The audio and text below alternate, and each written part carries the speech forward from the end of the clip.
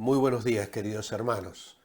Estamos a martes y nuestros corazones siguen presentándose delante de Dios en oración, pidiendo por la paz en el mundo, en Europa y en concreto en la situación entre Rusia y Ucrania. Pero tomamos estos minutos para leer la palabra de Dios y alimentarnos espiritualmente, porque necesitamos ser fortalecidos por el Espíritu Santo, y Él lo hace aplicando la palabra de Dios a nuestras vidas. La lectura de esta mañana se encuentra en la epístola de Judas y son los versículos 3 y 4. Amados, yo tenía un gran deseo de escribiros acerca de la salvación que tenemos en común, pero ahora me veo en la necesidad de escribiros para animaros a que os esforcéis a perseverar en la fe que una vez fue dada a los creyentes. Pues algunos hombres, sin temor ni respeto a Dios, se han infiltrado entre vosotros. Estos hombres, que desde hace mucho tiempo ya habían sido destinados a la condenación, convierten en libertinaje la gracia de nuestro Dios y niegan a Dios, el único soberano, y a nuestro Señor Jesucristo. Tenemos otras lecturas en el devocional de hoy. Filipenses 1:27 dice: solamente que os comportéis como es digno del Evangelio de Cristo, para que que vaya a veros o que esté ausente, oiga de vosotros que estáis firmes en un mismo espíritu, combatiendo unánimes por la fe del Evangelio. Y 1 Timoteo 4:1, pero el Espíritu dice claramente que en los postreros tiempos algunos apostatarán de la fe, escuchando espíritus engañadores y a doctrina de demonios. Judas utiliza un término afectuoso y tierno que encontraremos también en los versículos 17 y versículo 20. Les llama amados. Y esto es para manifestar un sentir cercano y pastoral hacia los creyentes a los cuales él quería defender. Él quería hablarles acerca de esta salvación, pero se ve obligado a cambiar el tema por el de la condenación de los impíos, que se han infiltrado entre ellos, enseñando doctrinas contrarias a la fe, contra la cual ellos tenían que luchar. Llama la atención y debiéramos destacar de una manera especial que cuando él habla aquí el gran deseo de escribiros acerca de la salvación, él está hablando de la experiencia cristiana. Es resumida en la palabra salvación. Nosotros hemos sido salvos el día que aceptamos a Cristo como nuestro Salvador personal. Estábamos pendiendo en un edificio como quien cuelga de una rama que está a punto de quebrarse porque hemos caído en un abismo sin fondo y desde allí no podemos salir por nuestros propios medios. Pero Dios interviene enviando al Señor Jesucristo, que nos levanta y nos saca de esa situación para colocarnos en un terreno absolutamente firme. Eso es salvación por gracia. Es algo que hace Dios, que no podemos hacer nosotros. Solamente aceptar, creer y recibir el don de la salvación, que es algo pasado en nuestra experiencia personal. Yo creí en Cristo hace muchos años atrás y eso me colocó sobre la roca y nada ni nadie me va a sacar de allí.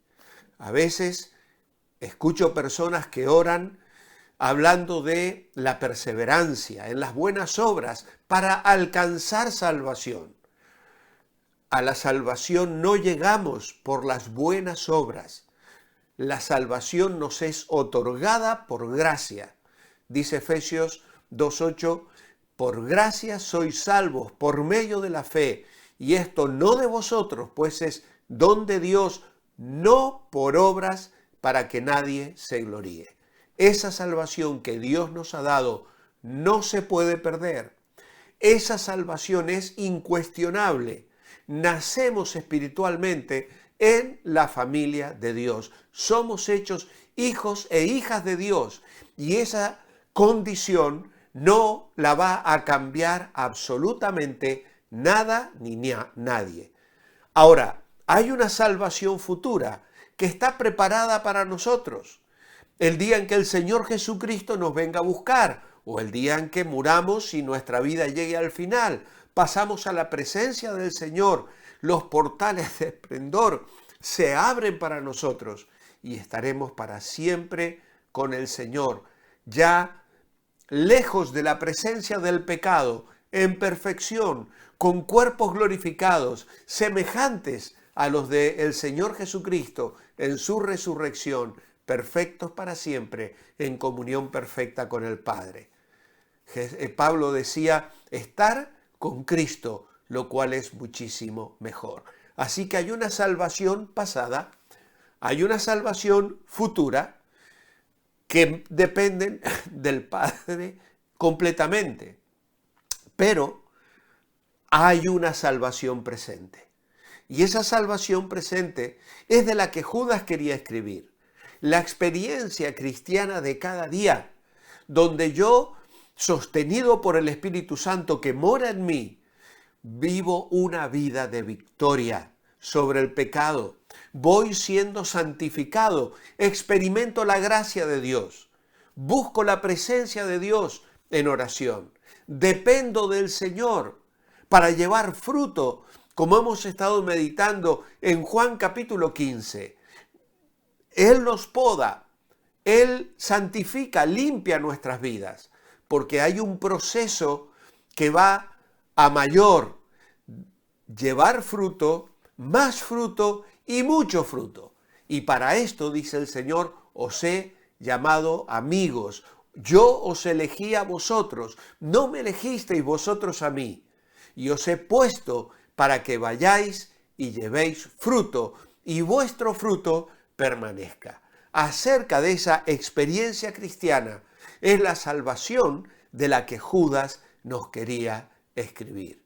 Pero lamentablemente tuvo que cambiar por otro concepto que está resumido en la palabra fe y que tiene que ver con la creencia cristiana, con ese conjunto de doctrinas, los fundamentos de nuestra fe. Y es precisamente de eso a lo que nos vamos a referir a continuación. Así que Judas se había propuesto escribir una carta sobre esa experiencia de salvación como una bendición que los creyentes disfrutamos, quizá para destacar la unidad y la comunión entre los creyentes y para recordarnos que Dios no hace acepción de personas, pero se ve obligado a hacer un llamado a la lucha, al combate, a batallar por la verdad en vista de la llegada de maestros apóstatas. Y entonces hace un llamado a contender ardientemente por esa fe. Ellos debían hacer un esfuerzo intelectual para comprender, enseñar y defender la fe bíblica que recibieron como un don de Dios. La lucha debía ser sin cuartel, en contra del error que los amenazaba, defendiendo con valor la verdad, como un soldado que protege una posición vital e importante para los suyos. Ahora, si hemos leído la segunda carta de Pedro, vamos a notar que allí hay versículos muy parecidos. Las cartas de Pedro se ponen la segunda carta en paralelo con Judas y los temas son consecuentes, paralelos. Ahora, Pedro profetizó que esos falsos maestros vendrían. Segunda Pedro 2:1 dice, pero hubo también falsos maestros entre el pueblo, se refiere al pueblo de Israel, ¿cómo habrá entre vosotros falsos maestros que introducirán encubiertamente herejías destructoras? Y aún negarán al Señor que los rescató. atrayendo sobre sí mismo destrucción repentina. Por esto, ya lo decía Dani el domingo, entendemos que Pedro escribe antes que Judas, anticipando lo que Judas ahora ya está viendo como una realidad. Ahora aquí los falsos maestros están activos. Pedro nos recuerda que ya se había anunciado su condenación, es decir, Judas, nos recuerda que Pedro había anunciado su condenación. Identifica a esos falsos maestros como las mismas personas que Pedro describió. Se introducen encubiertamente, traen falsa doctrina, viven en pecado, que convierten en libertinaje la gracia de nuestro Dios. Y esto quiere decir que decían a la gente que la gracia les permitía vivir como se les antojara. Y ya de esto habló Pablo escribiendo a los Romanos, capítulo 6, versículo 1. ¿Qué pues diremos de esto? ¿Perseveraremos en el pecado para que la gracia abunde? De ninguna manera, de ninguna manera. Así que somos llamados a animar a los que nos enseñan la sana doctrina de la palabra de Dios y examinar nuestros corazones para comprobar que vivimos en esa fe, asumiendo los deberes cristianos que ella nos demanda, cuidando la santidad en las relaciones con los demás. Debemos reconocer que abandonar la fe no está solo relacionado con el conocimiento bíblico como si fuera un problema intelectual. Generalmente una herejía tiene su origen en la voluntad de una persona que cae en la duda espiritual y movida por intereses pecaminosos, ya sean morales o materiales, predica un evangelio diferente. Los falsos maestros que se introducían entre ellos se caracterizaban por errores de impureza en sus vidas y de amor al dinero y ganancias deshonestas. Ahora, cuando Judas dice que tenemos que defender la fe, no se está refiriendo a la fe de salvación, se está refiriendo al cuerpo de revelación divina sobre la salvación que está contenido en las Escrituras. En Gálatas 1:23, Pablo dice: aquel que en otro tiempo nos perseguía, ahora predica la fe que en otro tiempo asolaba. Efesios 4:5, un Señor, una fe, un bautismo. Filipenses 1:27, hablando de combatir unánimes por la fe del Evangelio. No se refiere aquí a salvación, a fe de confianza en la salvación, sino a ese cuerpo de enseñanzas, de sana doctrina que tenemos que conocer, tenemos que aprender de la palabra. Por eso en estos devocionales no quiero simplemente dar pensamientos que maquillen nuestra vida y nos den una alegría diaria. Hago un esfuerzo de compartir con vosotros alimento sólido que alimente vuestras almas, que comunique conocimiento doctrinal en el Señor. La próxima semana vamos a continuar con el tema hacia el conocimiento de Dios.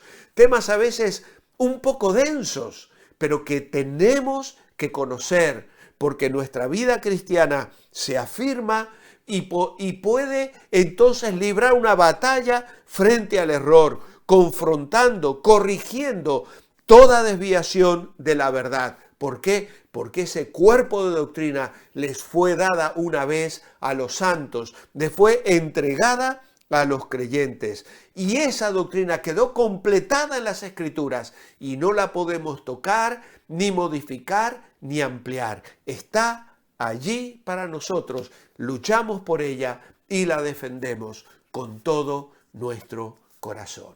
Mi oración escrita es: amado Padre, es triste que haya personas que procuren entrar en la iglesia buscando negar a Dios como soberano y a Jesucristo como Señor. Guárdanos a nosotros de hacerlo con nuestras actitudes, egoísmo o amor propio, al poner nuestros deseos y voluntad antes que vivir bajo tu señorío. Que sepamos luchar para defender la fe, tu palabra en nuestra vida y tu salvación. En tu nombre, amén. Mañana seguimos. Que el Señor os bendiga. Manteneos bendecibles.